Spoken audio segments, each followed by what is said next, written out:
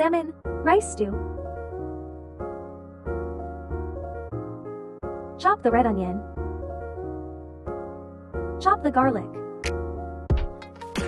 Cut the mushroom into slices. Slice the lemon. Marinate the salmon with salt and black pepper. We use Chowchito collection, hot pot 1200 milliliters. Stir fry the garlic and red onion. Stir fry the mushroom until soft. Pour in a cup of water.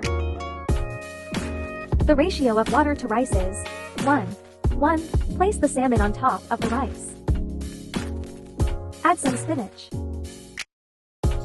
Season with salt and pepper. Add 2 slices of lemon for fragrance.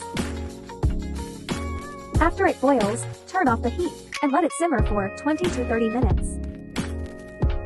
A healthy, low-calorie rice stew is ready.